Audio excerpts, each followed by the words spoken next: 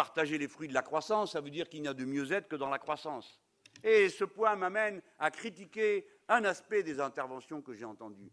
La décroissance n'est pas une option, c'est une nécessité. La question est de savoir comment on le traite. Parce que si on continue comme ça,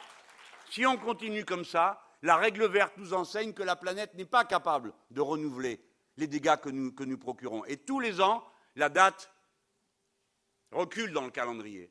La question qui nous est posée, c'est si nous voulons garder un niveau de performance productive capable de rassasier 7 milliards d'êtres humains et bientôt et tantôt 10, alors nous devons modifier radicalement les process de production.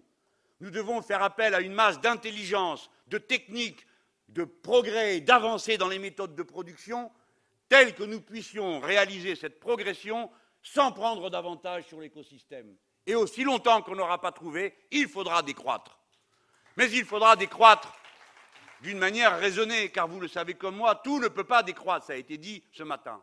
Et nous ne nous trompons pas, nous allons commencer par faire décroître le superflu, c'est-à-dire les consommations ostentatoires, les productions inutiles. Oui, ce sera une violence, mes amis.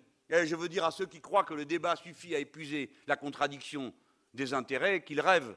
Ils rêvent d'un monde pur et parfait où, en discutant, on règle tout. Ce n'est pas vrai. Les contradictions vivent aussi longtemps que leurs conditions existent. Et à un moment donné, il faut décider. C'est pour ça qu'il y a la démocratie, c'est aussi pour ça qu'il y a la loi. Et c'est pour ça qu'elle s'applique. Et c'est pour ça qu'il y a une violence, bien sûr, qu'on doit limiter, qui est la violence légitime de l'État. S'il n'y a pas de violence légitime de l'État, vous n'avez aucune raison de priver certains de la jouissance de revenus absolument délirants qui conduisent à des consommations ostentatoires, etc., etc., etc.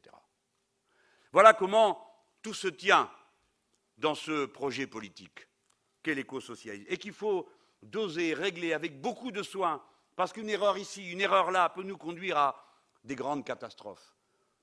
Vous me direz, les autres en font autant, mais ce n'est pas une excuse, puisque précisément, nous prétendons, nous, éviter ces catastrophes à l'humanité.